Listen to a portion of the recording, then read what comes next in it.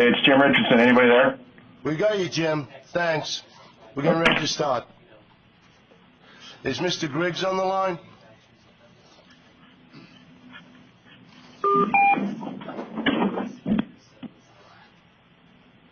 Okay, who just came on the line?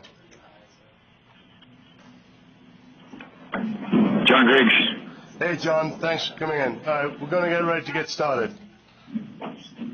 Okay. All righty. I would like to call to order this meeting of the Nevada Off-Highway Vehicles Commission. This is a continuation of the meeting from February 6th. I'm going to give everybody a chance. We're going to also have public comment on this meeting. All right. Is there any public comment at this time? You know the routine. We have someone in Vegas that would like to make a public comment. Okay, they'll be next. Name and record. Name and company for the record. My name is Doug Holcomb. I am the president of the Pine Nut Mountains Trail Association. I'm reading a letter that is from the Reno Dust Devils Motorcycle Club. They could not be here today. To the Nevada Commission on Off-Highway Vehicles, please include this letter as a part of public comment. As the president of the Dust Devils Motorcycle Club, I'm writing to voice my concern about recent activities. I have been made aware of, with upcoming meetings that have not been properly posted under the open meeting law. This is troubling, as I do not feel that I'm able to properly voice my organization's concerns as it pertains to recent changes with the grant process and its intent. The funds for the OHV Commission were supposed to be used for OHV activities with a vetted and approved scoring process. I am learning that this process is no longer being followed and that funds may not be used for their intended purpose. I want to oppose the use of any Nevada OHV Commission funds for the purchase of equipment for Friends of Nevada Wilderness. This commission needs to be run with policy and process as defined by its own members and the law. The Dust Devils believe the grant process should be reviewed and grants should be awarded based on the guidelines introduced by the Nevada Commission on Off-Highway Vehicles and publicized on the Commission's website. The Commission should be held to an ethical and honest process while considering the OHV community and their desire to participate in open public commission meetings with fair and noted public access. It seems clear that the Commission is not interested in the public's input, or these meetings would be more accessible, and audio, video recordings, meeting minutes, etc. would be available on the Commission's website. From our point of view, omission of these and other items has the appearance of a dictatorship and not an open and transparent democratic process. Thank you. Martin Gastanaga, President, Dust Devils Motorcycle Club. Let me ask you, sir, has this gentleman been to one of our meetings? I'm sorry? Has he been to one of these meetings? I do not know. And as far as I remember, he's got a reasonably distinctive name. I don't remember his name at any of our most recent meetings. So I don't know what he's basing his comments on. I find it a little ridiculous because this is the third or fourth letter like this we've had. The reality is that we did have a scoring system, and if anybody reads the guide, they would read page 12 and understand that we don't have to rely on that scoring system. And given what happened during the meetings, we feel that we did the best and most fair thing we could. People need to realize that people on this commission take their own time out, time out of their busy days and schedules to come to these commission meetings and be involved. The commission could actually, each member could actually get a stipend of $150 a day. They don't take it because they want the money to go into the budget for, for the grants. And each one of these grants is considered and considered by the whole commission. And as to the Friends of Wilderness. The Friends of Nevada Wilderness were given a grant because they demonstrated in their grant that the grant would be used for the purposes and benefit of off-highway vehicles. And this wasn't a decision taken lightly. This is a decision taken by people who ride and participate in the community. And I believe there was only one nay vote to that, and that was Mr. Lambert. Everybody else who rides and actually participates voted for that grant. And for somebody who was not at the meeting, for somebody who is not taking the time even to look at the recording, and for people to make these kind of comments with no basis at all, and these accusations against myself and other members of the commission is abhorrent, is absolutely ridiculous. Thank you, sir. Excuse me, one question for you? I'm sorry. Go ahead, Mr. Lambert. I believe perhaps there's been a misstatement. If you were to look at the record, you might find that Kerry Lee also opposed, but I'm not positive. I haven't seen all the documents. You may be correct on that, sir. All right, thank you, sir. I had a question. You say that the commission does not need to use that scoring system, but my question is, was all the grant applicants, were they expecting you to use that scoring system? If they'd read the grant guide, they'd know exactly what the rules were. Thank you, sir. We have some public comment in Vegas. Actually, I would like to Sir, yes, my name is you're Zach absolutely O'Leary. right. You're absolutely, sir, you're. One second, sir. I will correct that. Thank you for pointing that out. Kathy, would you take the role of the commission, please? Yes. Here. Present. Present. Present. Oh, Mr. Jackson, I cannot hear her at all. I apologize. Darren Thank you Elmore? very much. Here. Sue Baker? Here. Michael Garreau? Here. John Griggs? Here. Kerry Lee? Not present. For the record, Kerry Lee was excused. He had a jail inspection today that he couldn't get out of. Jim Richardson? Here. Gregory McKay? Present. And Will Geddes, Senior Deputy Attorney? I'm not part of the commission, but I am. Okay. We have quorum, Mr. Chairman. Thank you, Kathy. Okay, Commissioner Baker, there was somebody down there wanting to give public comment. Yes, and I asked them to sit up here so you could see them. So it's a gentleman there. Thank you. Go ahead. Hello, my name is Zach O'Leary. I am president of the Motorcycle Racing Association of Nevada and the Silver State Trailblazers. And I just wanted to say, my comments kind of changed after listening.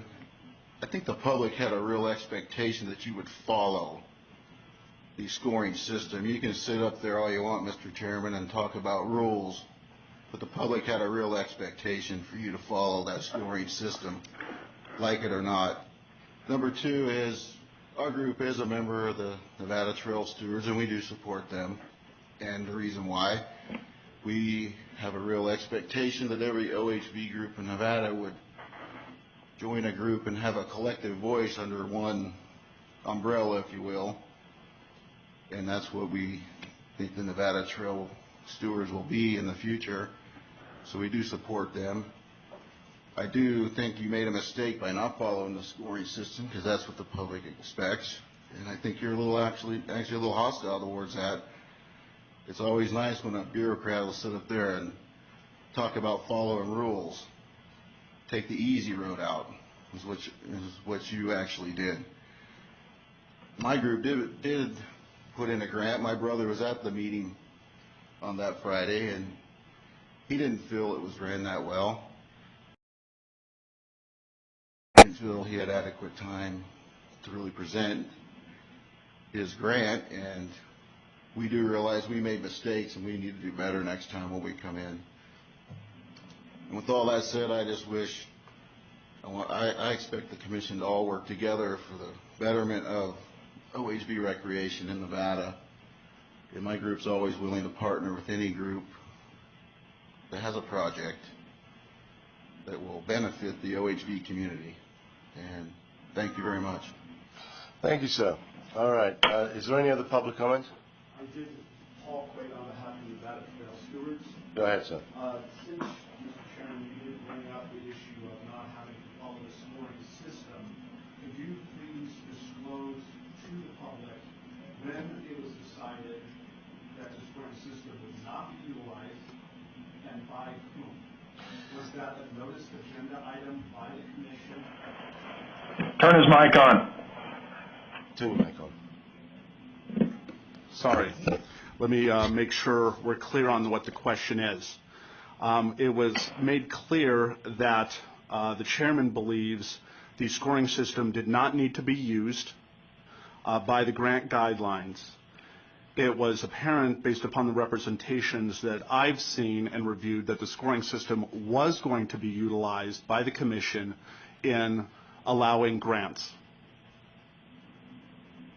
The question is when the decision was made by the commission that the scoring system would not be used, by whom that decision was made, and whether or not that decision not to use the scoring system was agendized and properly addressed by the public. Thank you.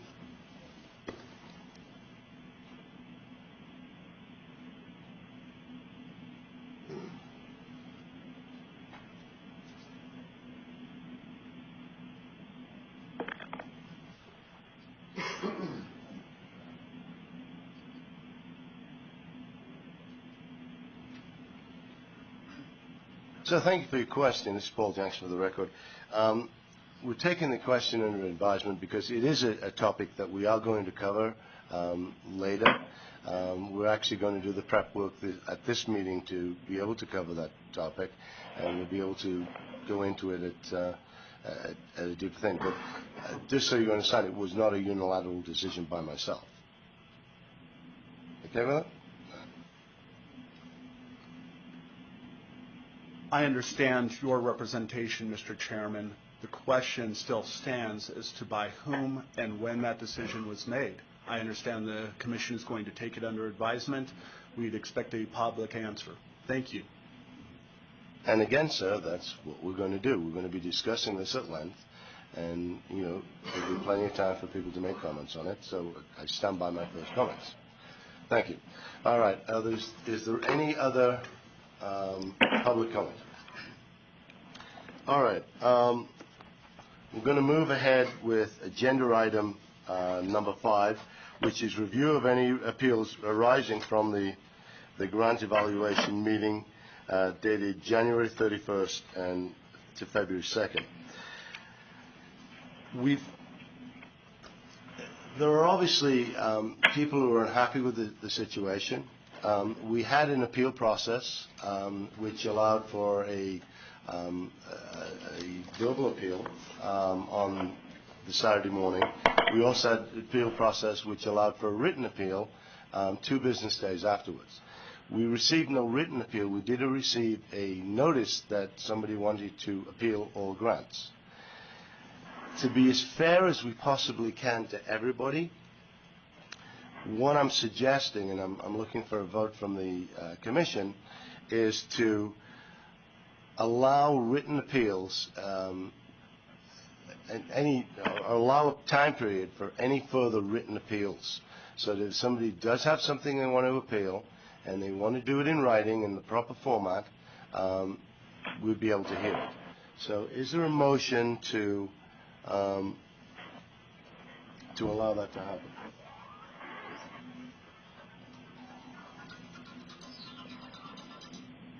This is Commissioner Richardson. Sir. Go ahead, sir. I will propose that 2-day requirement for written appeals be waived to a number of days that's appropriate to the commission. Somebody tell me what that is, and I'll put it in the motion. Well, we had indicated on our grant guide that monies will be available as of March 15th, and I think that gives plenty of time. So sometime before then, that would allow us to have a meeting before that date. So March 12th, maybe? 5 working days? Well, that's a week? Why don't we give people as much time as reasonably possible? Why don't we make it March 12th? So we'd receive them by March 12th, and then we can have a meeting probably sometime around the 13th, 14th, 15th, somewhere in there. Okay, so you want me to repropose it? Yeah. Okay, is there a second? Well, he wanted to Go ahead, Mr. Richardson. I apologize. Okay, Commissioner Richardson proposed that we extend the 2-day written appeal to an actual date on the calendar, which the proposal is the 12th of March. Is there a second? Commissioner Elmore, I second the motion. Thank you, Commissioner Elmore. Is there any further discussion? Just Commissioner Elmore, just to clarify that the 12th is a Wednesday, so that would leave us 2 business days that week, and with the 15th being the next Saturday. Okay, thank you, sir. This is Commissioner Baker, and I just have a concern if the appeal process and then requires us to do something, it only gives us 2 days. I don't know why we would need to give almost a month from now till then for that appeal process, and I'm thinking a week or 2 would give people enough time if they wanted to appeal and give us enough time to respond and still be able to award. I think that the general consensus is that the expected date for giving the money out is March 15th. If we have to extend that, depends on what the appeal is and how it works. It may be something we can deal with pretty quickly. If we do decide to take any further action, at that point we can always extend that date out past March 15th. But I should think we'll be able to. For clarity, that date, the date of dispersing funds. The date, for clarity, that's the date of dispersing funds. So I think a couple of days for commissioners, to read and digest the appeal. Obviously, we would hope that people would get any appeals in a lot earlier than the 12th. But again, we're extending it to give it the best possible chance. Is there any further? This is Commissioner Cox. Yes, sir. I would just like to remind the commissioners and the public that the grants that seem to be under appeal were not denied. They were simply set aside waiting for an opinion from the Ethics Committee, since a commissioner would be, there were several grants that were set aside waiting opinion from the Ethics Committee because the commissioner themselves would benefit directly from the awarding of that grant. So I don't know if we will have the answer from the Ethics Committee by March 12th. And again, so we can, we can sort of cross that bridge when we get to it. The fact is that we have no actual written appeal yet. We don't know what the appeal will be or what it's going to be based on. There's been some rhetoric flying around. People upset that they didn't get a grant. People upset that, there were questions whether something was ethical or not. But we have had no actual appeal yet. So once we get the appeal, then we can look at it and make that kind of decision. Okay, seeing no more go ahead. Okay, seeing no other discussion, I'm going to move to the question. All in favor of Mr. Richardson's motion, please indicate by saying aye. Aye. Aye. Aye. Aye. Aye. Any abstentions?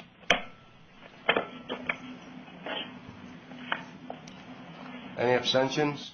I'll abstain. Gary Lambert for the record. Any nays?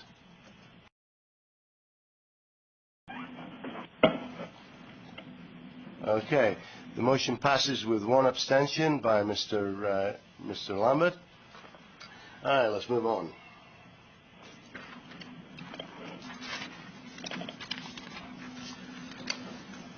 Okay, item number 6. At this time, the Commission may discuss or make any changes or additions to the grant funding. Are there any... I think what this really comes down to, we had set some conditions on certain of the grants.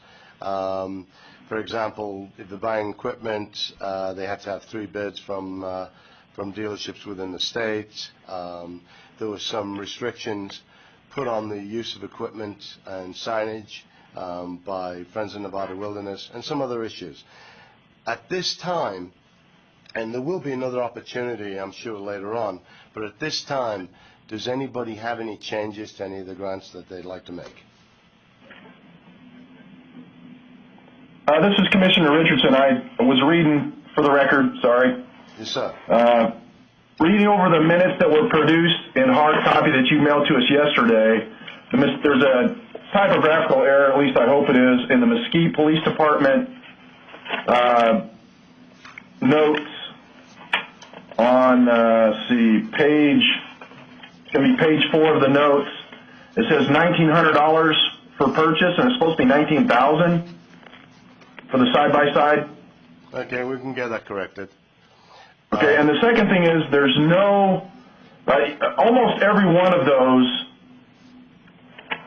stipulations indicated that there was a ride-along that was expected and an accompaniment of an OHV member, a commission member, to when those improvements or signage or anything like that was going to be done, that we'd have to be notified. I didn't see that in any of the minutes either, so I'd like to make sure that both of those stipulations, that the ride-alongs were afforded and notified to the OHV member, and that the signage, or whenever the work was done, the trail improvements, the signage, that we were also notified, within a reasonable amount of time, so the commission member could visit as well.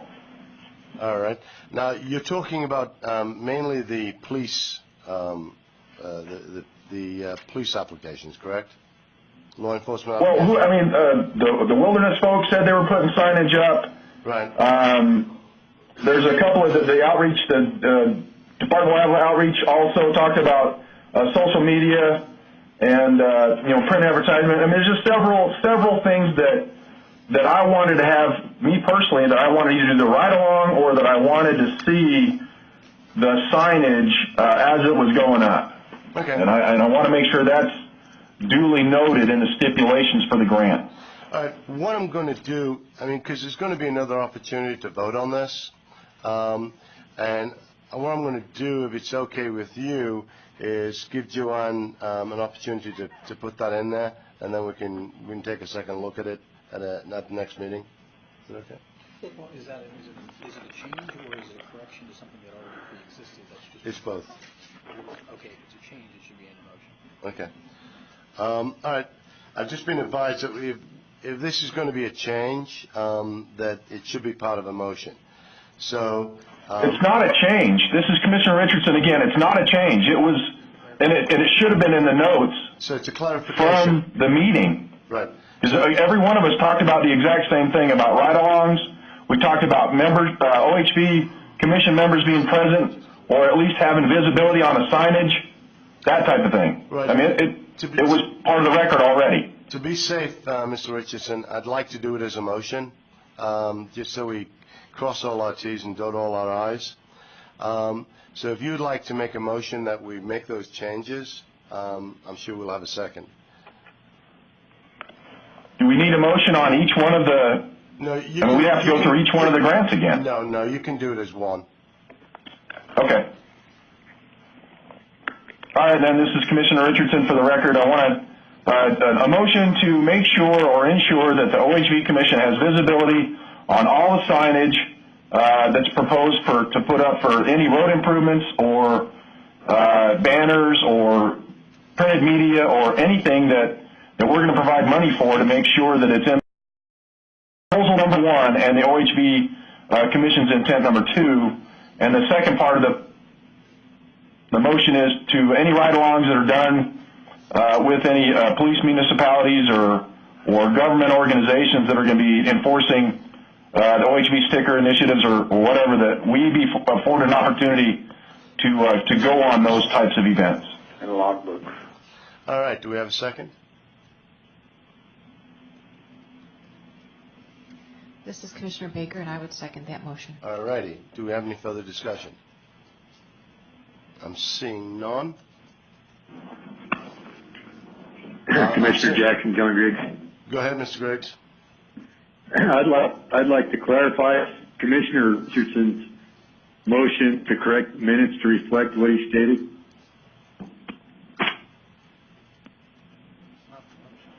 That's not the motion, sir.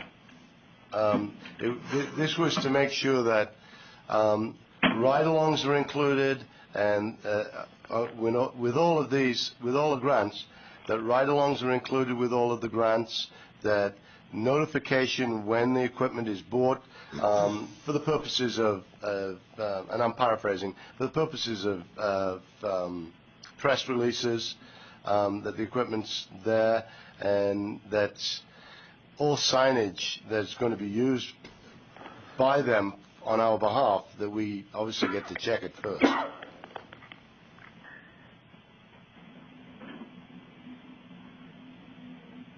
Mr. Griggs? Commissioner Griggs, I'm still confused here. My understanding is that this was all decided at the grant workshop meeting and that it was not included in the minutes, and Commissioner Richardson would like it included in the minutes. Is this not correct? Will Geddes. Commissioner Richards, that is absolutely true, 100%. This is Will Geddes from the Attorney General's office. I think what the chair was indicating is to remove all doubt on the issue, is to simply double frame it again, reiterate it redundantly as a new motion. And I think to the degree that you believe this is already done, this motion will remove all doubt. Commissioner Griggs, no, that's not correct. If I understand Mr. Richardson's motion, he would like the minutes to reflect what happened at the meeting. It's purely a correction of the minutes. Mr. Griggs, do you want to respond to that? Yeah, that's Mr. Griggs. Sorry, Mr. Richardson. Mr. Richardson, I apologize. My concern is, number one, that the minutes from last meeting are not accurate, because everything that I asked for was already addressed, as Mr. Griggs pointed out, in the last meeting for each one of those stipulations. So however it happens, for this meeting specifically, I wanted it included in some form or manner, either in the minutes or in a motion or whatever. However that happens, I don't really care, just as long as it's indicated, so the public can see, at least from this commissioner's perspective, that we are addressing directly the concerns that these things are used according to the grant and loan process, at least from my perspective. Absolutely, we understand. There is a technical thing. The minutes aren't on the agenda for approval because the minutes were so late coming because of technical difficulties we had with the subject box. This is Paul Jacks for the record. So we didn't put the minutes on the agenda specifically for that because we want people to, the minutes were just available last night.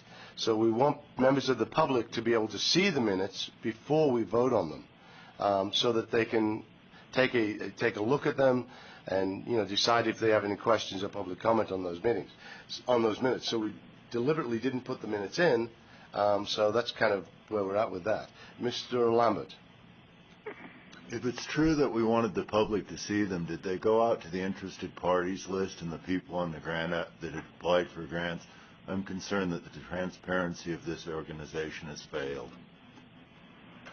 Okay. Any other comments? Go ahead, sir. This is Commissioner Elmore for the record. I guess I'm hesitant to vote on a motion with a list of stipulations where we really would need to revisit the audio recording from last meeting because there were so many different stipulations for each grant. I don't want to exclude any of the ideas that we had during the two-day grant meeting. It would basically, I'm sorry, Paul Jackson for the record, it would just word that this is an accurate reflection of the minutes, and that's all it is. We can revisit this at the next meeting. There'll be time for us to get everything done.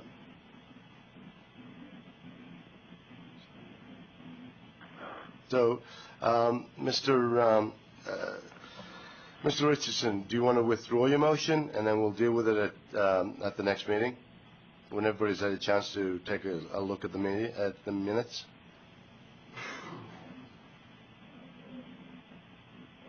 Mr. Richardson? No, I'm listening. I'm debating. I mean, sure. Okay. All right, sir. All right. All right. So I'm going to move on to item number 7, public comment. Is there any further public comment? Sir, I think you had the question. Is there a last call for public comment?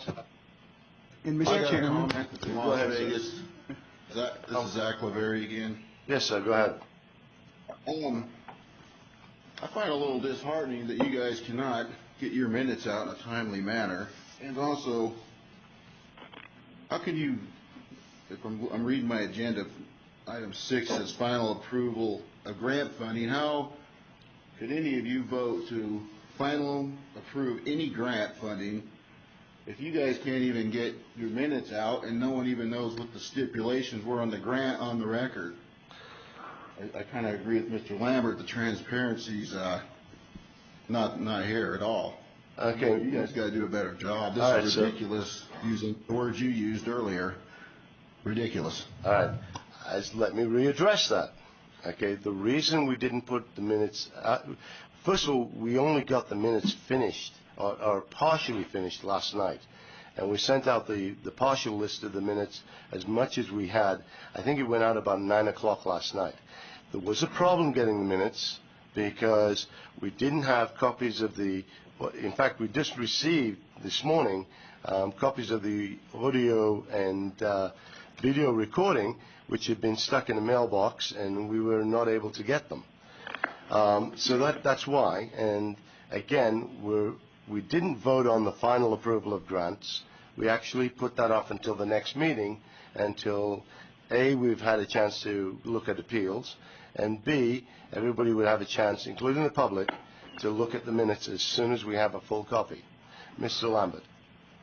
For the record, I believe I received the minutes after 11:30 last night, just barely before today began. Maybe I just got last dealing of getting the minutes, but it was after 11 o'clock. You're probably correct, Mr. Lambert, because when I was sending them out, I was tired. I know it was late last night. So, yes, 11 o'clock, and you got them at the same time as everybody else. It was one thing. I'm sorry, Mr. McKay, you've been very patient. Just to follow up, because I'm sorry. Sir, Mr. McKay? Yes.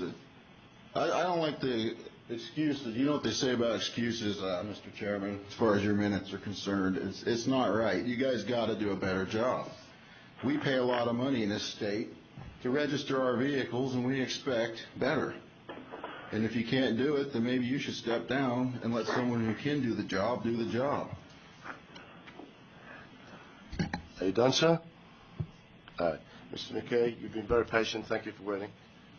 Thank you, Mr. Chairman. So, am I correct in assuming we're still on agenda item number 6, the final approval of grant funding? No, sir. We've tabled that. We're on agenda item number 7, public comment. Oh, all right. Go ahead, sir. Paul Quaid on behalf of the Nevada Trail Stewards. With respect to the motion that was passed to delay the appeal process to March 12th, 2014, we believe that does not go far enough in addressing the issues with the grant application process, and we'll be objecting to the delay of the appeal process. We believe that the actual grant application process should be started over in its entirety, and the appropriate time frames provided for grants to be resubmitted scoring process to go through and there to be full transparency as to the interests of the various parties in the grant applications that apply. We understand that, Mr. Chairman, you are associated with Friends of Nevada Wilderness and made a partial disclosure as to your associations with that organization. It is my understanding, having not had the opportunity to review the audio tapes, that you advocated for the Friends of Nevada Wilderness grant application and thereafter voted on that application. It is further our understanding that Commissioner Cox has an interest in another grant application that was voted upon by him, that information as to his association with that organization and that grant application needs to be fully disclosed. In quickly reviewing the videotape provided from the January 31st meeting, there was a dialogue between yourself and Mr. Cox related to those interests that was after the meeting was, a break was taken. However, that conversation between you and Commissioner Cox was recorded and is now available publicly for the public to review the conduct of the Commission. These items need to be looked at and considered in total as to the propriety of the grant application process and the associations of the commissioners in voting on the application, on these applications. This process needs to be restarted. It is insufficient to have a process that only goes to the appeal of rejected or tabled applications. Thank you. So I want to clarify a couple of quick things. First of all, I declared that I have volunteered for the Friends of Nevada Wilderness. That is it. I have no financial interest. I sit on no boards. I have no decision-making process.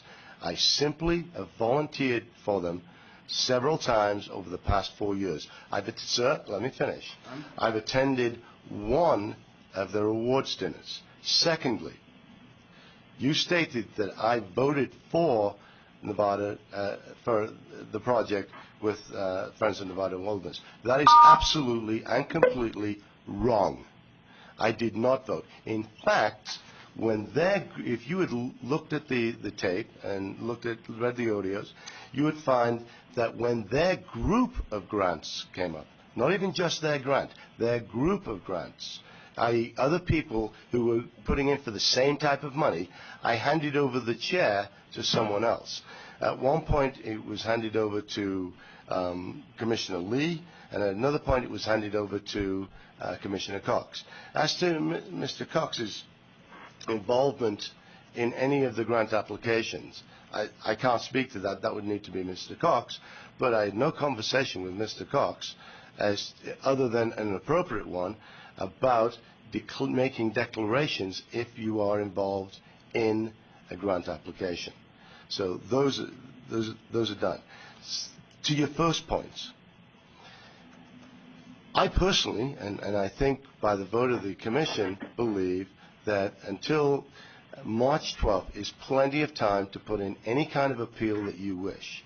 We've specifically made it because you've made accusations and you've made statements that would lead us to believe that you wish to appeal the process. You have absolutely almost a month to appeal the process and do anything you want. Now, I would remind you, sir, we're not in court. We would like to get on with the meeting. Thank you. If I may respond, was there a conversation between you and Commissioner Cox involving the payment of expenses to commissioners should they participate in grants that are awarded by the Commission? Okay. I'm not sure what conversation you're talking about, but in an earlier meeting, the Commission had decided that they could charge up to 10% for monitoring of projects. Now, if a commissioner goes out and drives more than a reasonable amount to go visit one of those things, it would be reasonable that they would be reimbursed for that. Thank you. I appreciate the clarification. And I do want to make sure that you're clear that this is not a personal issue, nor is it an issue of a denial of one or any of the grants, or the tabling of those grants. It is about the processes in distributing public funds in an open and transparent fashion. Funds that are provided for through tax and registration of the OHV community. That is what we're concerned about. So I just want to make sure that you're not misstating the position of the Nevada Trail Stewards or any individuals in this matter. Thank you. I didn't mention the Nevada Trail Stewards. You did, sir. And secondly, in the interest of getting through this meeting, I'm going to take those questions under advisement. Thank you. Mr. Chairman, John Griggs. Yes, sir. Could we have discussion and clarification on why the minutes for the 31st and 1st meetings were the recordings were delayed getting to you, or why the minutes were late? Mr. Griggs, it's not on the agenda. I would only clarify that the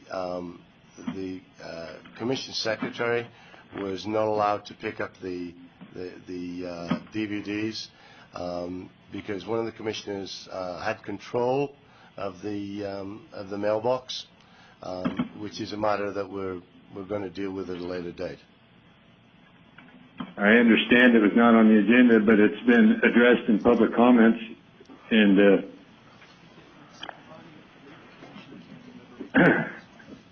surely a brief word from the commissioner in question can tell us the scoop. It seems like the public had access to the DVD where we has not yet seen it.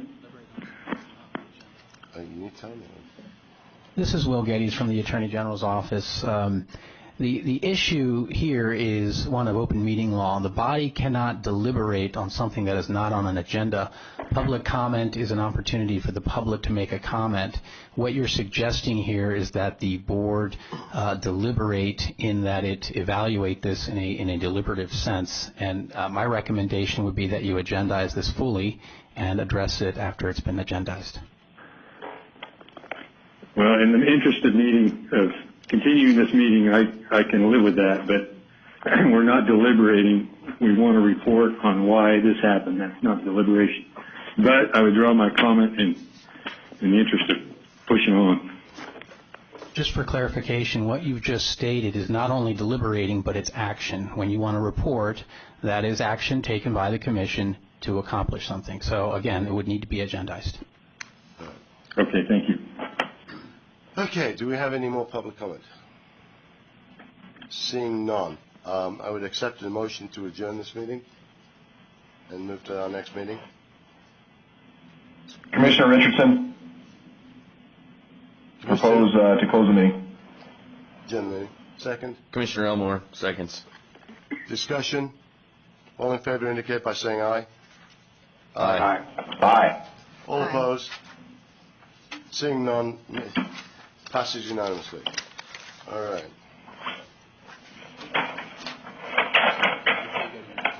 We're going to take just a minute here.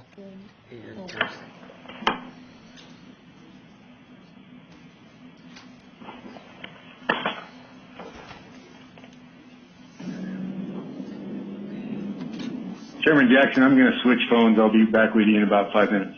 Yes, sir.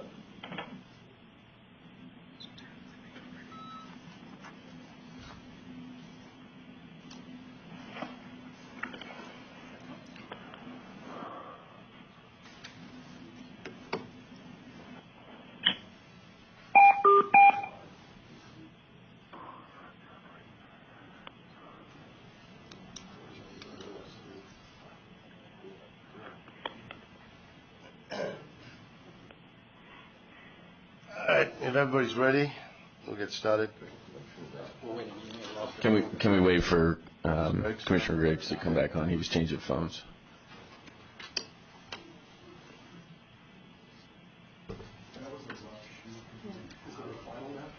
It's still coming, but I'd love to get names.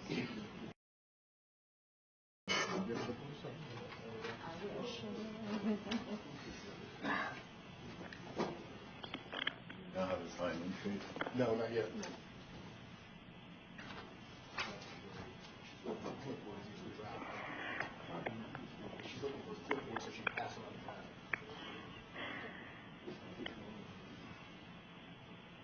Mr. Griggs, are you back with us yet?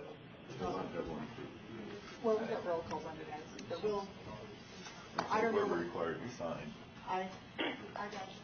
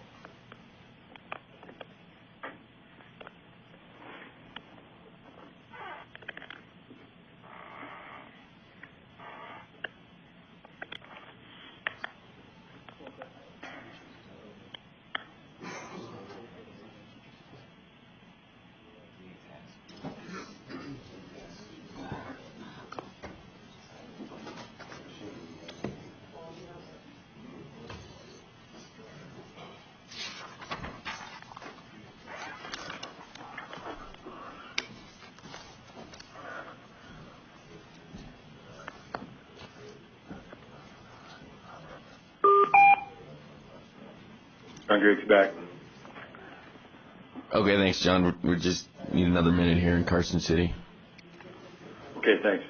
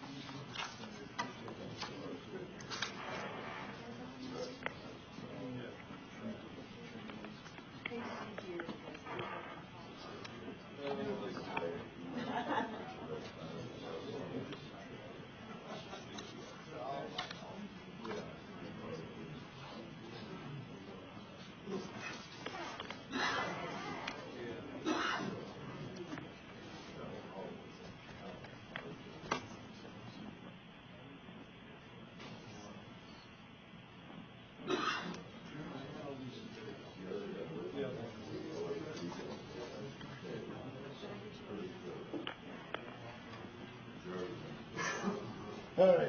Did Mr. Griggs get back home? He did. All right, thank you. All right. We're ready to get the show on the road.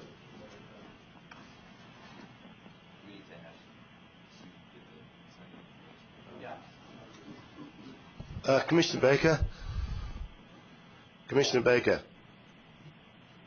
Yes. Hi. Did you get the sign-in sheets down there? No. Okay.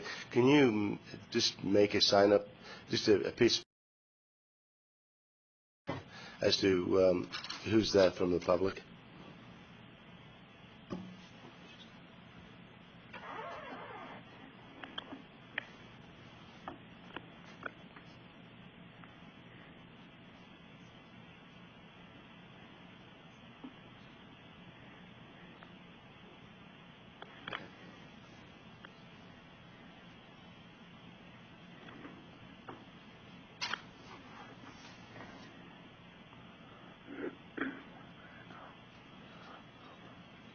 All right, and apparently, Commissioner Baker, apparently there was somebody had a letter that needed to be put into the record. If they had, just get it over to Kathy. Are you saying one of the audience members has a letter? Was there anybody that made a comment there that asked for a letter to be written into the record? Not from here. Okay, all right, no problem. All right, and you got the letter that was written into the record already? Yes. Okay, great. All righty. All right, I would like to bring to order the meeting of the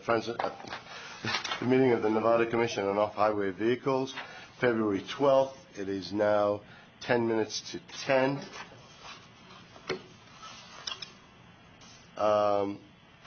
All right, we will begin with the pledge. We don't have, we have a pledge. Could we rise for the pledge, please?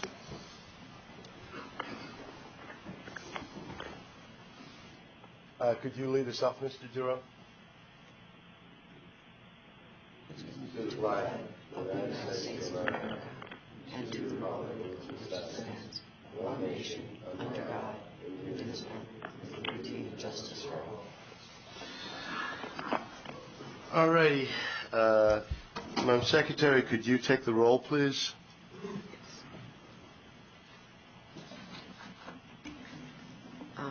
Microphone. Charlie Cox. Present. Darren Elmore. Present. Wayne Fisher. I'm sorry. Michael Garrow. Here. John Griggs.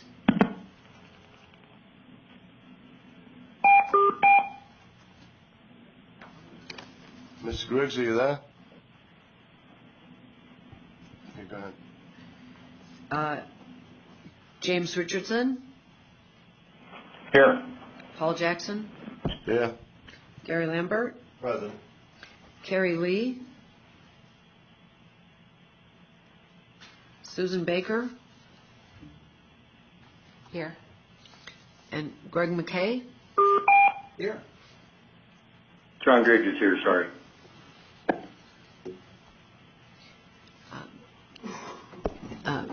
We have quorum. Thank you, Kathleen. All right. We'll start this meeting, as we always do, with public comment. Please keep your comments to 2 minutes, please. Do we have any public comment here in Carson City? Name and organization for the record, please.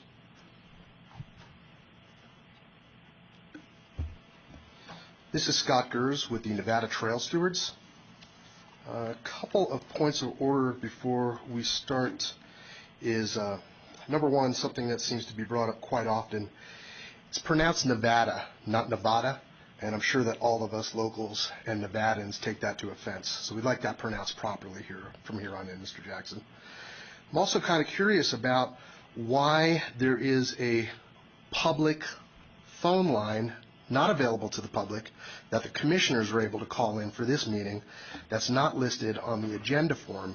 It seems that in the spirit of transparency and open meeting laws and trying to join the public for comment, that there should be a way for public to be able to attend other than these fine attendees that have taken time out of their day to drive 70 miles back and forth from Carson to be here. And Mr. Lavery in Southern Nevada that's taken the opportunity to drive and spend his day at the Grant Sawyer building. Third, I have a notification that I would like to read to the commissioners.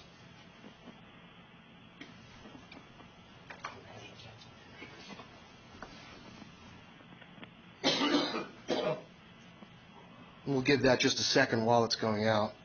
Another notice of clarification and order your item number 7 on this morning's meeting, you state in here that the Trail Stewards Association, TSA, I expect that we will get to meet that organization at some time. Who is the Trail Stewards Organization, Trail Stewards Association?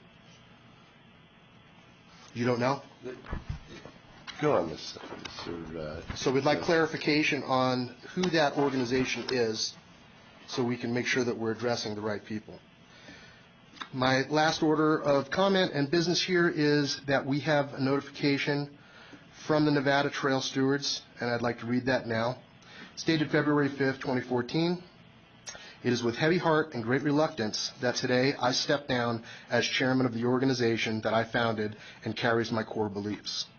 Due to pressing matters with my position as commissioner on the Nevada Commission on Off-Highway Vehicles, a post I serve representing Nevada's OHV community, a community I labor on behalf of with great steadfastness in my efforts to accurately represent and provide a fair and honest commission. I will continue to serve as commissioner and represent with integrity and honesty the voice and will of those in my charge, while sparing no effort to build a transparent, honest agency that the OHV community can feel proud to place their trust. With my resignation, I will trust the Nevada Trail Stewards to move forward in very capable hands with uncompromising sense of ethics, fairness, and values. Signed, with boundless sorrow, Gary Lambert. Okay, let me address a couple of your questions, Mr. Gers. I apologize to all Nevadans because, as you know, I have a reasonably heavy accent, and it is a little difficult sometimes for me to give the correct pronunciation of this great state, and I apologize to all people who that might offend. Secondly, I don't know what you're talking about when you say Trail Stewards Association. If I said association, then perhaps if I did, I'm not saying I did, but if I did, I misspoke, and I apologize.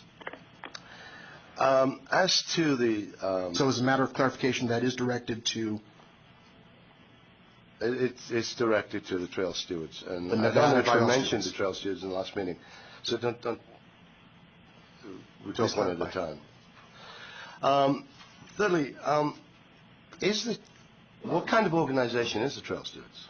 The Trail Stewards is a trail support organization. Let me ask you this. How are they registered with the Secretary of State? They're registered with the Secretary of State as an LLC. Okay. They are in default right now, is that correct? That is not correct. The Trail Stewards are active until our annum is expired on 4/14, I believe. Actually, that's incorrect. I have a document which I pulled off the internet last night and says you are in default. Secondly, are you a 501c3 organization? The Trail Stewards has applied for 501c3 with the IRS. That process can take anywhere up to 28 months due to IRS. I understand that. When did you apply? We applied in early January. Okay. Do you have any documentation to show that you applied? I certainly do, yes. Would you be kind enough to provide that to us? I do not have it with me. Okay, well, then when would you like to supply it? I suppose that should be something we could provide at the next meeting. Okay, would you be able to drop it in the mail to us, say, tomorrow? I'm planning on taking tomorrow off. I can do it by Monday, no problem. Okay, so on Monday you'll send some information. Okay, I have no further questions. This is Commissioner Cox. I have a question. Certainly, go ahead, Mr. Cox. If I'm not mistaken, is Mr. Gers still in possession of some equipment that belongs to this commission that was part of a termination agreement that needs to be returned to this commission? Just one second. This is Will Geddes from the Attorney General's office. I have to interpose my objection to this entire line of discussion. This is getting far afield from the agenda. My recommendation would be that the commission move on. Paul Quaid on behalf of Nevada Trail Stewards. I would completely agree that this is inappropriate as a public comment item, and the questioning by the commission is absolutely... I can't hear him. He needs to get on the microphone. I'm sorry. Mr. Quaid, why don't I we do would this? Would you completely agree if you'd with allow me to Mr. speak, Geddes Mr. regarding the inappropriateness of the chairman's questioning of a public comment person and the inappropriate questioning as to the status of an organization. I'm not sure what bearing that has on a public comment situation. I would second Mr. Geddes' recommendation that this be moved on from, and I will instruct my client not to answer any further questions. Thank you. Will Geddes, again, just for the record, to the degree that Mr. Quaid's statements has misstated my statement, I just want to clarify the record. I am not commenting on the dialogue that has occurred. I'm commenting on moving on from this point. Thank you. All right, so moving along. Are there any other, this is Paul Jackson for the record, are there any other public comments? All righty, seeing none, let's dive into number 5. We'll get a chance to read this. Obviously, there's a lot of legalese in here, but I think the bottom line comes down to it has been made obvious that certain parties are going to try and take legal action against the Commission. Potentially, I'm sorry. Potential legal action against the Commission. Since everybody else can basically have their meetings in private and discuss their strategies, and other parties can discuss their strategies in private, but the Commission can't because it has to do everything pertaining to the open meeting laws. I'm looking for a motion to hold, for the Commission to hold non-meetings in private with its attorney under attorney-client privilege. We'd also like to exclude Mr. Lambert, who certainly has been and probably still is part of the parties who potentially would sue us. Is there a motion? Just a second here. Okay. This is Will Geddes from the Attorney General's office. I want to clarify, have you clarify the agenda item. The agenda item is broad with respect to anyone who the Commission might feel would be an adverse party in litigation, and the purpose of such non-meetings, which is authorized under Nevada law, would be to discuss only matters concerning anticipated or threatened litigation. Is that the clarification on this agenda item? Yes, it is. Thank you very much, Mr. Geddes. All right, I'm looking for a motion.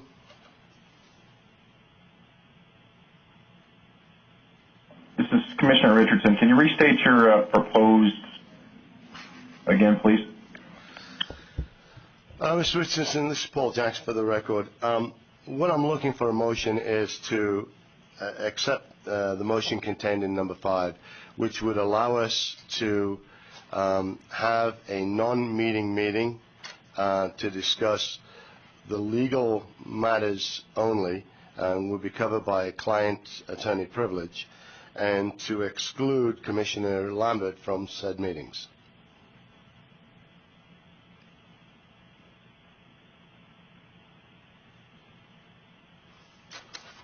Just a question for the Attorney General's office. This is Commissioner Richardson. Would this either violate or cloud the open meeting transparency things that you're talking about? This is Will Geddes from the Attorney General's office. My understanding of this agenda item is that the OHV can only meet according to open meeting laws. However, if I'll give you a hypothetical, if there is a lawsuit by John Doe against the Commission is under no obligation to comply with open meeting law if it's meeting with its lawyer about that litigation. It's not a meeting concerning its ordinary functions as the OHV.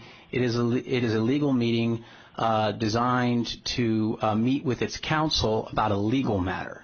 Now, in this particular instance, the issue arises that the agenda item states that there was a suggestion, whether true or not, that's for the Commission to evaluate, not I, that the potential litigation was affiliated, associated, by, on behalf of, behest of, however you want to frame that, with respect to Mr. Lambert, who was historically associated with the Nevada Trail Stewards. So the question becomes whether or not wishes to have the commission wishes to have a non-meeting excluding adverse litigants from that, from which a legal perspective would compromise the integrity of a legal defense. And I have not made any statements one way or another whether associations are true or false. This is just an agenda item for you all to consider. Now, as to the legal question, it is not clear that this is even required, that this matter even be agendized.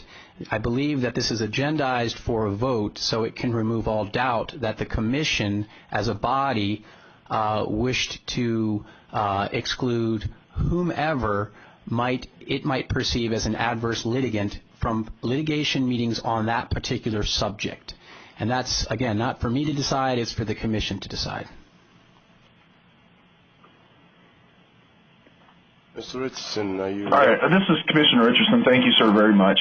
So I understand that we want to exclude a member of the commission from a non-meeting, which in itself is, I don't know, rhetorical or whatever the phrase is, from a meeting regarding that they may be a litigant or some sort of party to some suit that may or may not happen. Is that, as I understand it, Commissioner Jackson? A suit against the commission. Okay, sorry, the commission itself, not an individual, but the commission. A suit against the commission as a body. Okay.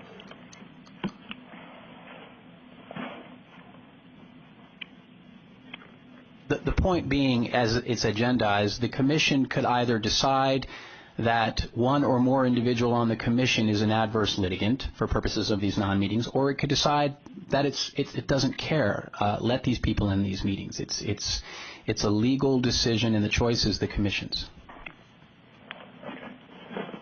Thank you very much. This is Commissioner Richardson again. I would propose that we do not exclude any member of the commission, because to me it just doesn't feel right.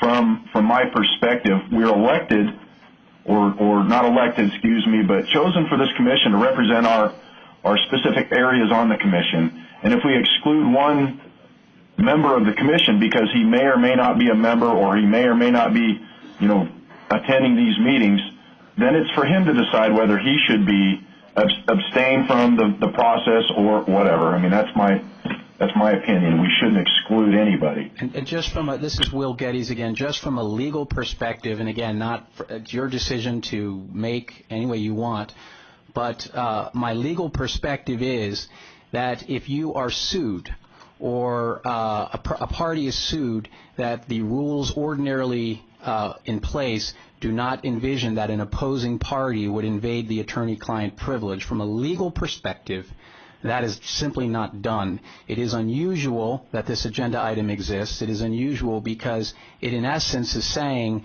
there may or may not be an adverse party in a lawsuit, and from a legal perspective, it is not the ordinary practice.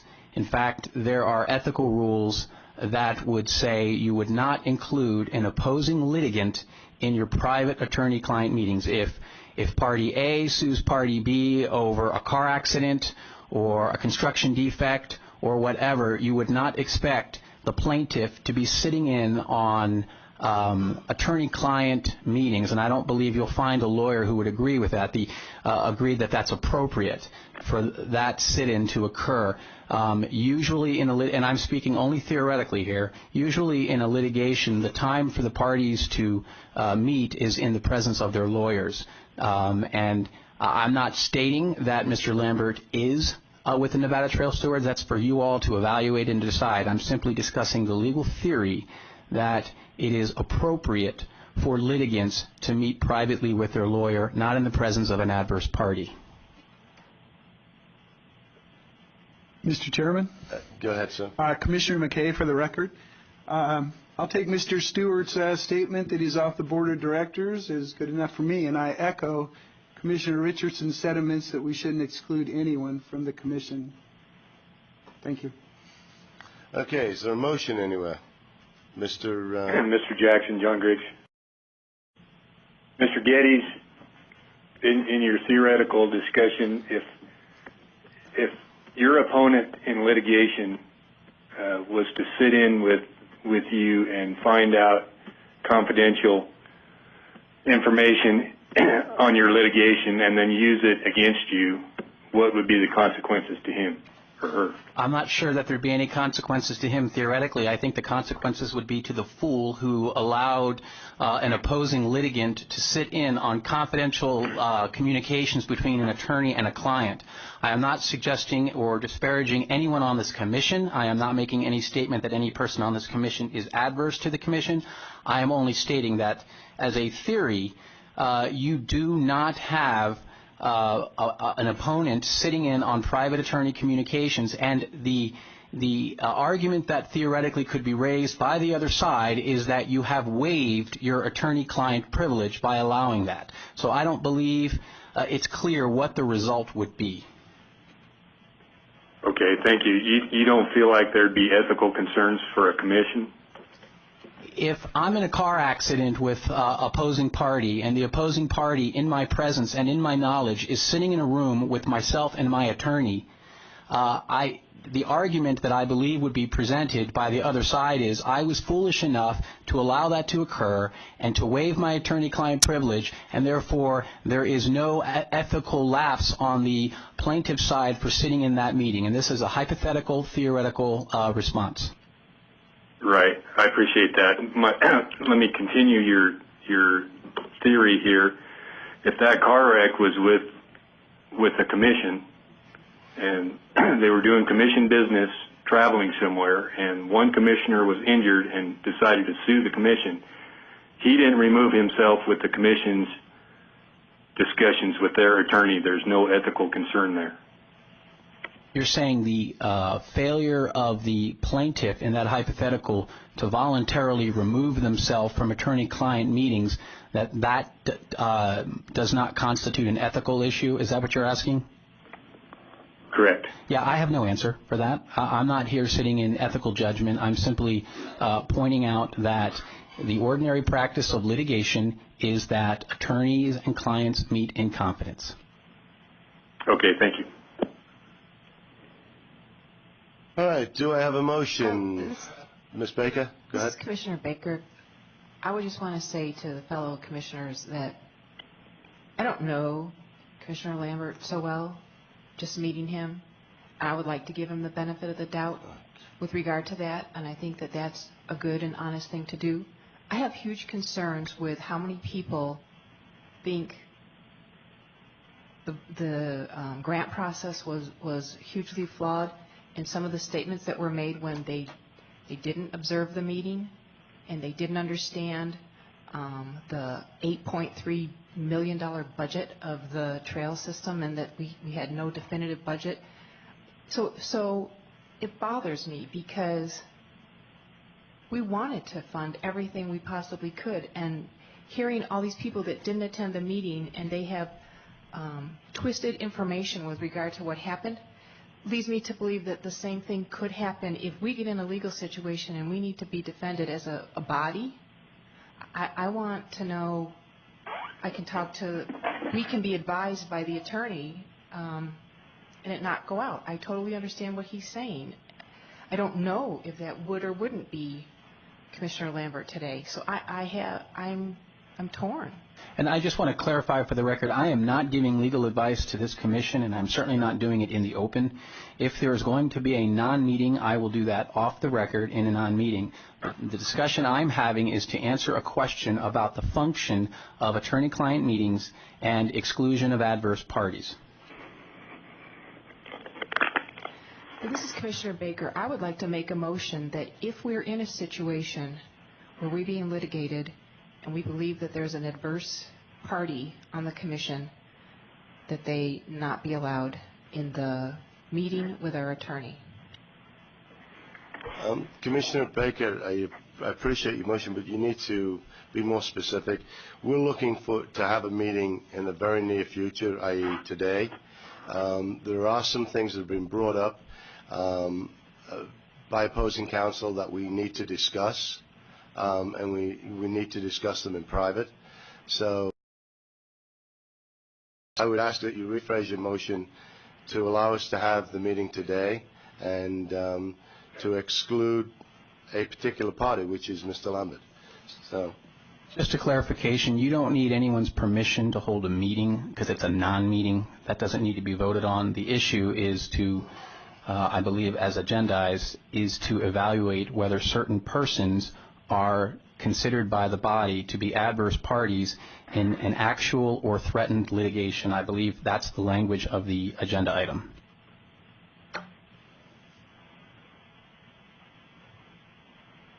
And if you decide it's one person or two people or three people, that is something that you can also consider based on the agenda item, which allows you to evaluate that. all right. Is there a motion from anybody? No, I would like to make a motion. Go ahead now. I'd like to revise my motion then. I would make a motion that the commission have a non-meeting today with our attorney without Commissioner Lambert to get better direction. Okay, do I have a second? Commissioner Elmore will second the motion. All righty. I think we've exhausted discussion, but I will ask for any further discussion. All right. All in favor of... Commissioner Jackson? Go ahead, sir. John Griggs. I'd like Commissioner Lambert's input here, if he has any. Commissioner Lambert, do you have any comments? Yes, sir, Mr. Griggs. It is with very deep heart that I'm left in this position because the trail stewards were a passion and I resigned from that organization. Do not represent them. I would be just as concerned about the other 30 or 40 people that have been involved in conversations with their group. You guys vote your heart and your good judgment. We have some things to clean up, I'm sure of it, and if you think that I need to be excluded, you would have that choice. I feel as though I should be involved. I represent a great deal of the community, and I'm not able to communicate these closed meetings to the community, but it is concerning that we have failed to communicate well to the community in the past. Thank you very much for your concern. I will stand without appeal to whatever the commission decides, but I do belong involved in the representation of the direction of this commission on all aspects. That's why I was chosen. Thank you very much, John. This is Paul Jackson, for the record. Mr. Lambert was, until very recently, involved with the trail stewards. The trail stewards don't have officers filed with the Secretary of State, so it's hard to tell what their corporate structure is. But Mr. Lambert advocated very strongly for the trail stewards. It seems to be that the trail stewards and their attorney are the likely litigants, and to suppose that Mr. Lambert would not be talking to his long-term friend, Mr. Gers, and whether on purpose or by accident, give any information that would jeopardize or make the commission ill at ease. There may be some negotiations going on this. I'm sure there will. And it's obviously not to the commission's advantage to have somebody in the room who represents the other side. So I would strongly suggest that we vote to exclude Mr. Lambert from this non-meeting. Now, at the non-meeting, if we discuss it and we decide, yes, let's include him, we can do what we want as far as that's concerned. Are there any further comments? Mr. Elmore.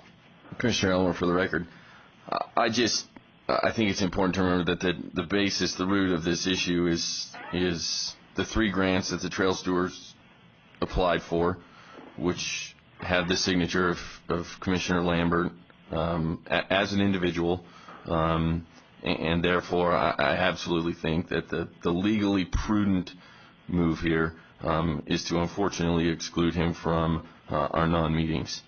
Thank you. Is there any other comments other than Mr. Lambert? Go ahead, Mr. Lambert. This is go ahead, sir. Commissioner Richardson again. Yes, go ahead, sir. Okay, and I don't disagree with the other commissioner's comments about excluding him, but I want to be very, very clear that if it did pertain to what he has previously spoken to, then yes, I would agree that he needed to be excluded. But just so we're clear, that is the only occasion that I would even remotely agree to have another commissioner excluded if it's clear, as we've already discussed, that a commissioner would have an interested perspective on what's being discussed. Is that clear enough?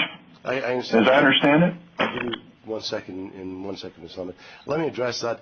We can go into the meeting, we can hear what the attorney says, and at that point, we can decide to include Mr. Lambert, or we can decide not to include Mr. Lambert at that point, but we need to exclude him for now so that we can move forward. Mr. Lambert, you had a comment. Yes, Darren, I think there might have been some misunderstanding or misrepresentations by others in regard to what I understood the attorneys just said. The attorney said that there were a group of people that were disheartened. He did not indicate that the Nevada Trail Stewards had filed a lawsuit in any regard to any particular grants. This is a fairness and open and transparency issue, to my understanding. I disagree that the stewards had filed any motions in regard to their particular grants or anyone else's. This is a fairness, transparency, and open meeting issue, as I understood their attorney. But I can't speak for him. Perhaps he would like to clean that up. But I would object to saying that it was in regard to grants that I had represented, because I don't believe that to be true. Thank you. Just for the record, at last week's meeting, somebody did stand up and say that said that they were representing the trail stewards, and that the trail stewards did have potential to file a lawsuit. I believe, and I may be incorrect in this statement, but I understand that the attorney representing the trail stewards had asked that we freeze all evidence. And again, I'm sure I have the legal term wrong, but basically preserve all documentation as it may be used in evidence. And that would lead me to believe that that attorney is at least, who represents the trail stewards, is at least contemplating filing a lawsuit. And I know there is information that has been passed from him to Mr. Geddes that Mr. Geddes would love to share with us and discuss with us, but it needs to be in a closed meeting, and it needs to be among those people who are not potentially suing us. Mr. Elmore. Commissioner Elmore, for the record. Commissioner Richardson, I absolutely agree with your previous comment that I think anybody needs to be very careful about how and when they potentially exclude, especially another member of the commission or anybody from further discussion. But the problem here is that we don't know what the potential litigant will base their litigation on, if it happens, if it comes. And we don't know. So once again, in prudence, I think that it absolutely is in the best interest of the commission, not knowing what the potential litigation will be based on, to exclude Mr. Lambert for the non-meeting with our counsel. As the chairman has said, at that time we can certainly decide that there's no further reason to exclude him further, or that we need to. It's simply to have that non-meeting discussion with our counsel to get better direction. Thank you. All right. Do I hear any further? This is Paul Jackson for the record. Do I hear any further discussion? Seeing none, I'm going to move to the vote. All in favor of Commissioner Baker's motion to hold a non-meeting meeting today and exclude Mr. Lambert, please indicate by saying aye. Aye. Aye. Aye. Aye. Is there anybody who's abstaining? Abstain, Gary Lambert, for the record. Are there any nays? McKay. Commissioner Richardson's nay. And Commissioner McKay's nay. I'd like to change my vote to nay. All right. Okay, the motion is... No. Yeah. There were only 3 nays, which was Commissioner Richardson, Commissioner McKay, Commissioner Lambert. All the rest were yeas. The motion passes. Thank you. John Griggs was an abstention. Oh, I apologize, Mr. Griggs. And Mr. Griggs was an abstention. All right. Okay, Kathy, could you poll the commission, please?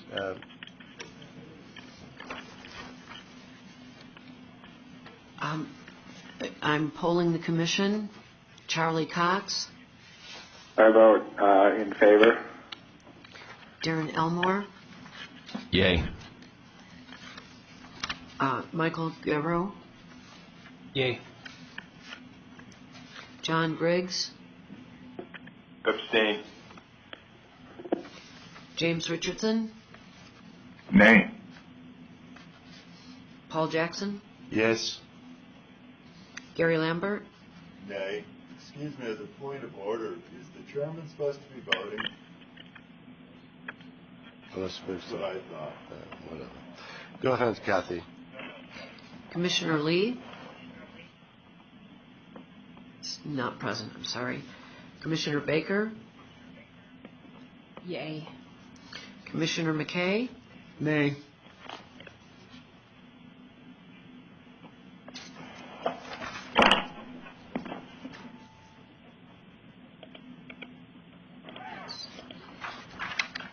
I believe that's everybody. The tally is 4 yeas, excluding Mr. Jackson, 3 nays, and 1 abstention. Okay, the motion carries. Thank you, ladies and gentlemen. All right, I'm going to move along.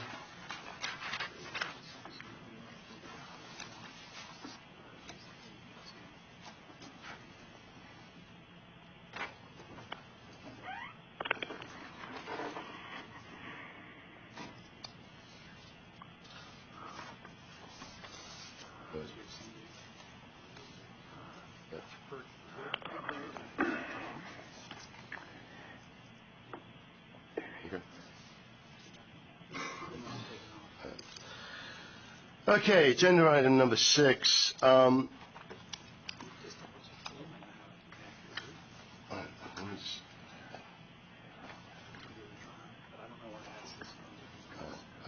don't know. Okay, agenda item number 6. Mr. Richardson had made a motion that we ask the AG's office for a legal opinion on the actions of Commissioner Lambert during and post the meeting.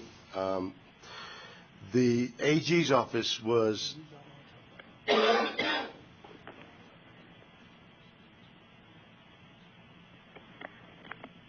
okay. It's apparent that the AG's office is the wrong venue for this, so basically I'd like a motion to withdraw. That's a motion, so yeah, rescind the action of February 1 in this matter. Do I have any discussion? Oh, I'm sorry. Do I have a motion or discussion? Commissioner Elmore, I guess I'm curious. What is the correct body? As previously discussed, the law allows people to request ethics opinions from the Ethics Commission.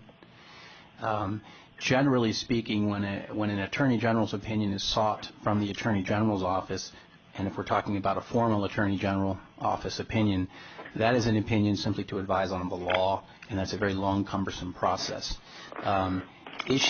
Fact-specific issues that are not necessarily about the law, but bring up questions of ethics is, in my personal opinion, not the Attorney General's office, I'm speaking for myself, the law allows for those questions to be forwarded to the Ethics Commission. This is Commissioner Elmore. Thank you for the clarification. I guess having been present at the February 1st meeting, I know that there was discussion amongst the Commission as to what the correct body was, whether it was the AG's office or the Ethics Commission. So, thanks. All righty. Is there any? This is Commissioner Richardson again. Go ahead, sir.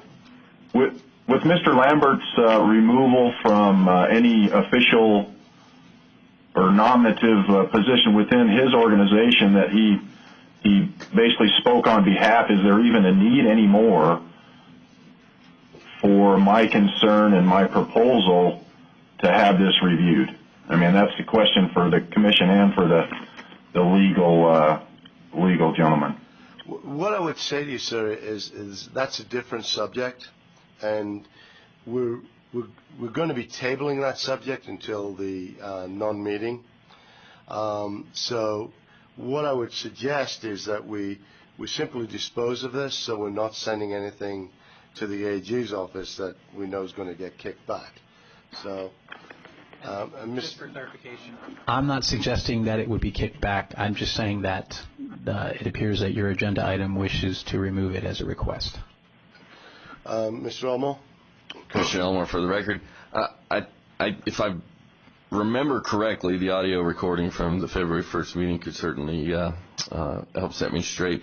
But I do believe that the motion also included the grant application for Lincoln County, which Sheriff Lee voiced concern over him being the sheriff of Lincoln County. And so I don't believe that Commissioner Richardson motions just spoke to the Nevada Trail Stewards 3 grants. I believe that it included others as well. Do we need to address those? The problem here is that as I'm looking at the agenda that's the final publication reads as follows: the motion asking the AG for a legal opinion as to the action of Commissioner Lambert as the pertain to the NTS grant request amend to effects commission. So it may be, and you may get to that. The problem is the agenda doesn't list that.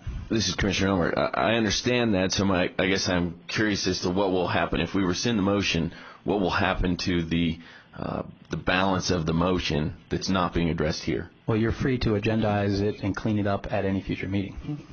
Okay, thank you. Let me just say one thing. I believe that the motion had passed, and then, if I remember correctly, Sheriff Lee said, well, then you also need to include me. And I don't believe he was part of the motion. But if he is, when we get the records, we'll be happy to clean it up. Mr. Lambert. As a point of order, or concern about the record or lack thereof, I believe there was a discussion on the Saturday, February 1 meeting that included the fact that the AG's office was in the inappropriate location and it would go to the Ethics Committee, and it probably is a problem due to our open meeting growth and trying to get this correct. But I believe that both Sheriff Lee and I were supposed to be expedited and hand-carried by Mr. Richardson to the Ethics Committee at the close of that agenda item, and I don't see that reflected in the notes or the activity of the Commission, and that's troublesome. Thank you. Mr. Lambert, there is no way of expediting an opinion from the AG's office.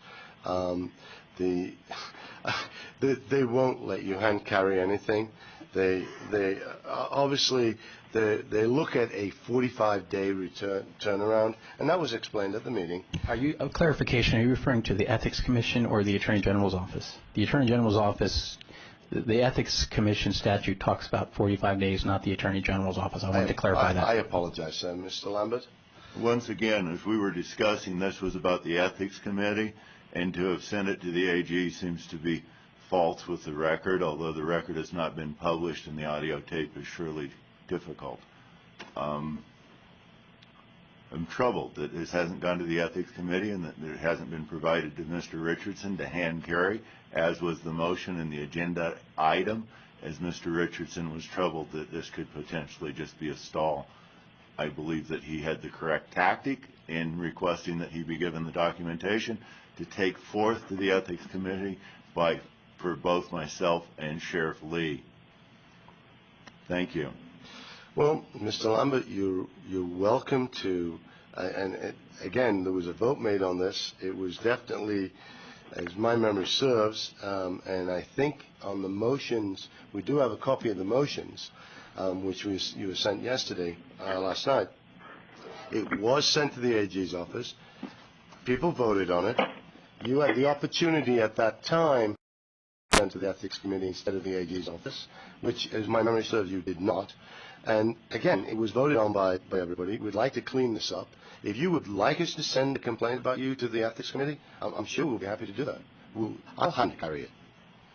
All right. Is there any further discussion? All right. I'm going to call for the vote. All in favor of what's it? All. No motion. I'm sorry. Oh, I'm sorry. Am I ahead of myself here? Yeah. I apologize. I'm sorry. Is there a motion? Commissioner Elmer, for the record, does the rescinding of the motion have to come from Commissioner Richardson? No.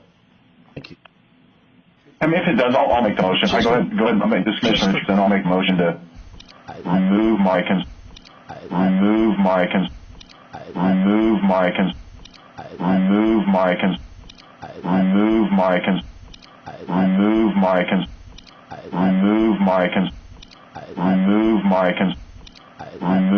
concern to the AG's office and send it to the Ethics Commission, or Ethics Office, excuse me. Point of order. This is Will Gaze at the Attorney General's office. You're not doing anything with the motion. That's actually in doing anything with the motion. That's actually in doing anything with the motion. That's actually in doing anything with the motion. That's actually in doing anything with the motion. That's actually in doing anything with the motion. That's actually in doing anything with the motion. That's actually in doing anything with the motion. That's actually in doing anything with the motion. That's actually an action that already passed. Actually an action that already passed. Actually an action that already passed. Actually an action that already passed. Actually an action that already passed. Actually an action that already passed. Actually an action that already passed. Actually an action that already passed. Actually an action that already passed. You as a body are debating whether to rescind a former action. Or action. Or action. Or action. Or action. Or action. Or action. Or action. Or action. So basically, Mr. Richardson, your motion will be to rescind said motion, rescind said action, asking for a legal opinion of the AG. There is no. There is no. There is no. There is no. There is no. There is no. There is no. There is no. There is no. Relating to Gary Lambert. There is no further part of it. You can't at this time say, okay, now we want to send it to somewhere else. That's a different motion. So basically, it's just a motion to rescind that action. I'll give you a second, Commissioner Lambert, for the record. Okay, would you like to restate your motion, Mr. Richardson?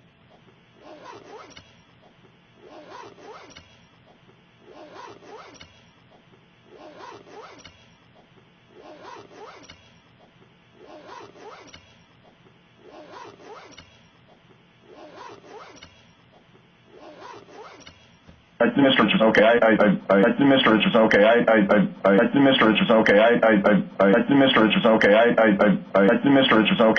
Mr. Richards, okay. Mr. Richards, okay. Mr. Richards, okay. Motion to rescind my previous recommendation and add it or send it to the Ethics Commission. Or send it to the Ethics Commission. Or send it to the Ethics Commission. Or send it to the Ethics Commission. Or send it to the Ethics Commission. Or send it to the Ethics Commission. Or send it to the Ethics Commission. Or send it to the Ethics Commission. Or send it to the Ethics Commission.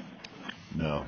All right, I'm going to restate Mr. Richardson's motion. And if you would, Mr. Richardson is making the motion to rescind the action taken on action taken on action taken on action taken on action taken on action taken on action taken on action taken on action taken on February 2nd in regards to asking the AG for a legal opinion as to the actions of Commissioner Lambert.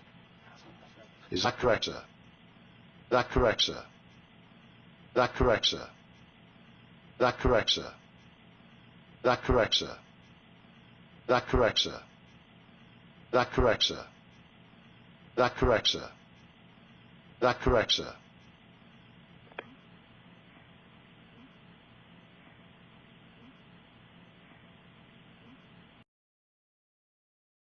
operated from by the commission. It is item number 8 on the notice provided on the website. It is completely different wording as to the action item being taken on item number 6 and just voted upon. Finally, there was item number 9 on the website that is not listed on the action items that are apparently being operated from on the notice provided today that I just discovered. Item number 9 in the public notice was request for opinions from the Nevada Commission on Ethics under NRS Chapter 281 regarding the ethical dimensions of grant requests and the commissioner involvement relating to the same.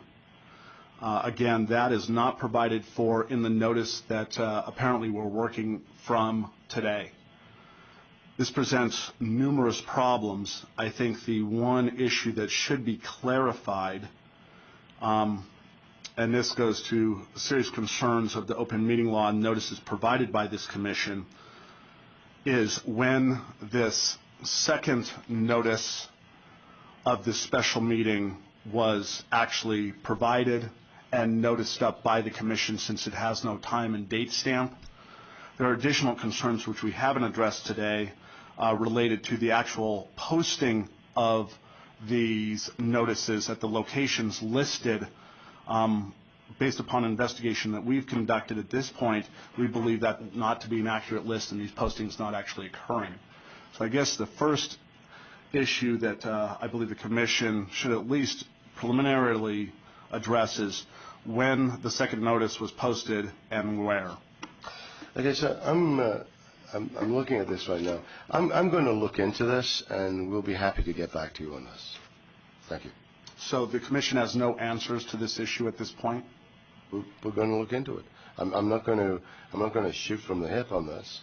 You know, you are an attorney, and you are somebody that's already threatened to sue us. So I'm going to look into this and make sure all my I's are dotted and all my T's are crossed. Sir, I want to make sure you're clear, Mr. Chairman, of our intent. I am operating as a representative of Nevada Trail Stewards at this point. This potential litigation would simply be an injunction to request that the commission move forward in an open and transparent fashion and follow their own guidelines. That's all we're asking. And we have the support of many organizations. I have a list of over 30 organizations and groups that represent thousands of OHV users around this state that will back our actions in demanding transparency and clarification of the grant process in meting out public funds. And so this is not a personal issue with you, Mr. Jackson. It is about litigation to make sure that the commission is doing what they're supposed to pursuant to Nevada law. Thank you. We understand you, and in the interest of getting this meeting done, as I said, we're going to look into your issue, and we'll take anything else you say under advisement. Thank you, sir. Thank you. All right. Okay, so any other public comment? I believe there was some in Las Vegas. Yes, Zach Lavery from Las Go ahead, Vegas. sir. I just wanted to say the people who voted nay to allow the competitive OHV member of the commission to attend any meetings, I'd like to thank you for taking the voice from thousands of OHV members of the community. And also, I keep hearing this lawsuit mentioned, and the only person I've ever heard mention lawsuit is Chairman Jackson. Actually, when you called me Monday, you mentioned that if I knew that when Moran, since we're a member of the Trail Stewards, when you called me, that we were listed as a lawsuit or along those lines, and you used the word lawsuit. Yeah, what the good gentleman before me just said is the only thing I ever heard is an injunction maybe to make you guys follow your own process, what he just said there. Other than that, I've never heard mention of any lawsuit from the Trail Stewards. And I think you're misrepresenting, and it's obvious from this member of the public, you're on a witch hunt against Mr. Lambert. All your actions on the board, I've been sitting here Obviously, you have hostilities towards this man. Why? I don't know. Maybe because he didn't want your grant. Maybe he's fighting for his grant. But it's obvious you have an axe to grind, and now you're going to go into some special non-meeting where you get to slam this man. He ain't even be there to defend himself. And I think the people voting nay did a disservice to the whole OHV community. And if anything, I wish you guys would make another motion that Mr. Jackson's not allowed in the non-meeting, because it's obvious he has hostilities towards one of the commission members, and this is nothing but a witch hunt on his part. That's what I get from observing this and your actions. And the commission has a duty to represent the OHV community. This first grant process was supposed to be an exciting time, and now it's been turned into a circus. And I, for one, wish I didn't have to pay any money to an OHV sticker, and I go back to how it was. If this is how you guys are going to act on the OHV community's behalf, you're not being responsible, you're not working together, and it is ridiculous. Thanks. All righty. Is there any other public comment? There is additional public comment. Name and organization. This is Scott Gers with the Nevada Trail Stewards. First of all, I'd like to thank all of the attendees at today's meeting, Mr. Lavery down in Las Vegas, and all of the clubs, groups, and individuals that they represent in this matter. And we are representing you, and we are speaking on your behalf with your input. So we desperately appreciate that. Since the issue of non-meetings has been raised today, I am curious, and I'm sure many of our supporters are curious, how many additional non-meetings have been taking place or have taken place with the commissioner involving 2 or more commissioners without public meeting notice? Are you asking how many non-meetings have been scheduled by the commission to meet with their attorney, or are you asking something else? I wouldn't know if they're scheduled, since they're non-meetings and they're obviously secretive. Mr. Gers, I don't know where you're going with this. The reality is, under the law, we're allowed to meet with our attorney. That's not the question that I'm asking. Well, then, what is your question, sir? What I'm asking is, are there additional non-meetings or secret meetings or walking quorums that have taken place with 2 or more commissioners, notwithstanding the open meeting laws? This is Will Geddes for the Attorney General's Office. This is not an agendized item for deliberation, number 1. And number 2, to the degree that the public comment is stating that the law requires any disclosures of non-meetings, I would disagree with that position. Non-meetings are simply not implicated in open meeting law. All righty. Is there any other public comment? Thank you all again for your time. Do any of the commissioners have any further comments? All right. Yes, this is Commissioner Richardson. Sorry. Go ahead, sir. I would just like to address both the public and the commission itself, especially the public. I would ask the public to please recognize the diversity of this panel, the diversity of this commission, and when we make comments about how people speak and how people address other people, there's a cultural difference and a thing that just needs to be recognized. And I would ask that those comments that were made previous are just disingenuous and they're just petty. And to start a commission meeting with that type of really attitude is to me is not respectful to the people that are serving as volunteers. Thank you. Are there any other comments from the commissions? This is Commissioner Elmore. Just a point of clarification for myself, perhaps, but do we need to ask that we set an agenda item for the next meeting to address once again the final destination of the Lincoln County grant application, whether it needs to go wherever it needs to go to be discussed? I feel like that grant application was part of the discussion on February 1st that needed clarification, but yet it's kind of now in limbo. I just want to make sure that grant application is being addressed as well. I totally agree with you. Totally agree with you, sir. If you'd like to set forth an agenda item. put it on the agenda. For the You can next do that meeting. offline. This is not an agendized item. Okay. All I right. just Go ahead. I just want to make sure that grant application isn't forever in limbo as we wade through this. I totally agree. Thank you. All right. Are there any other commissioners? All right. I would look for a motion. I have a Oh, comment. I'm sorry. Go ahead, Commissioner Baker. Can I just ask, and I don't know if it's Commissioner Jackson or our legal, if we want to have future agenda items, is there an agenda item that we should be having as a standing agenda item to ask for future agenda items, or when can we, as a commission, throw out in the open meeting of a topic for a future agenda item we'd like to have? Generally, if you wish to have an agenda item in the meeting, you simply have to write out an agenda item, send it to us, and it will be included. Every commissioner has the absolute rights to set an agenda item. Sometimes we set agenda items based on public comments. I encourage anybody from the public, because we are limited in time, and sometimes 2 minutes isn't enough. I always encourage members of the public, if they have an issue or they would like to discuss something, to reduce it to writing and send it in to us. And if it's appropriate, we'll put it in as an agenda item. And we've done that several times. So if you have an item that you would like to have included as an agenda item, simply write it out, send it over to myself or Kathy, and it will be included. Thank you. Go ahead. Yeah, Mr. Elmo?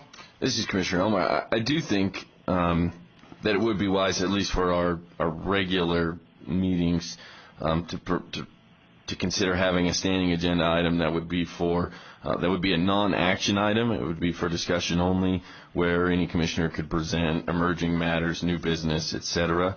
I believe that is standard on a number of other state commissions, and I would just throw that out there. There may be something that we should consider, and just having it as a non-action item, of course. I would agree, as long as it's in addition to the ability, because something that happens today, and again, this is for discussion only, we can't take any action on this. Actually, you shouldn't be having an extended discussion on this. It's not agendized, but... Okay.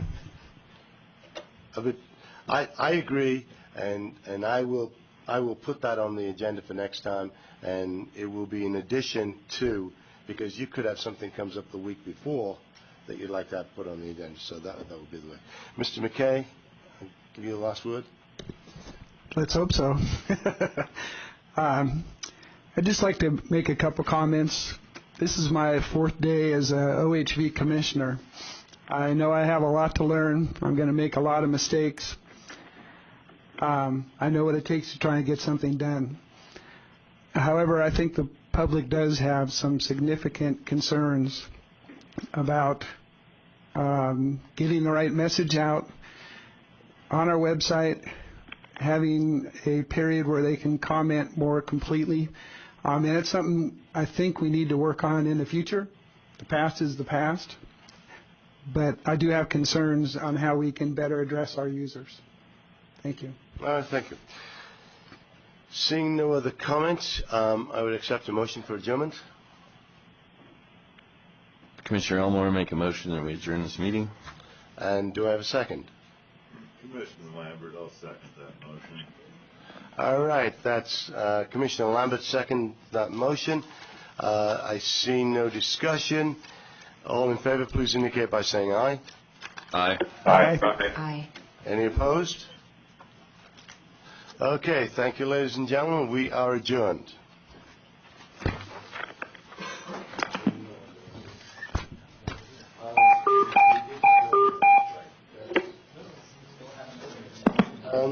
Sue Baker, can you hang on? We're going to have our non-meeting. We'll probably call you and bring you in on it. Okay. Okay.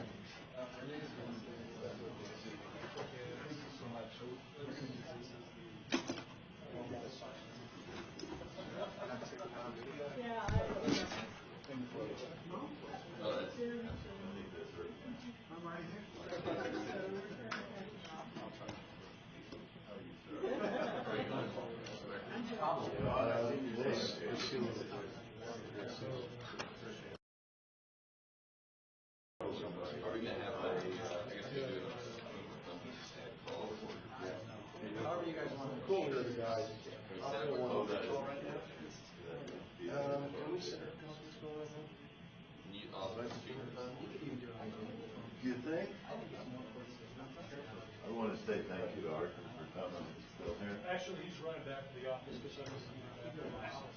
You might always be out of order. I apologize.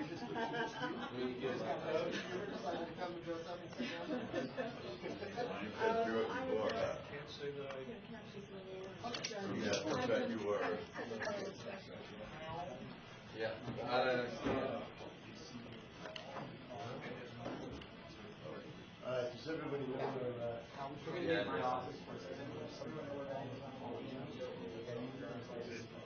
You got it, absolutely. I'll ask Rob, and if I don't see it, and I'll get it to you. Ms. Baker, are you still there? I see. Yes, I am. All right, we're going to adjourn to Mr. Geddes' office, and then we'll call you on your cell phone. Sounds good. You there? I am there. Can you hear me? Yes. We're going to adjourn to Mr. Geddes' office, and then we'll call you from there on your cell phone. Okay. All right, I'll just stay right here. All right. Well, it'll be about 10 minutes. All right, bye. All right. Okay. I'm going to get the I'll call Commissioner. I'll meet you guys in the lobby. I'll meet you in the lobby. Oh, there's a sage-grouse council meeting right now. Big stuff. I was told that I wasn't on call. Well, they can come. Yeah, I think you probably cars to the sage. Voting laws, fishery,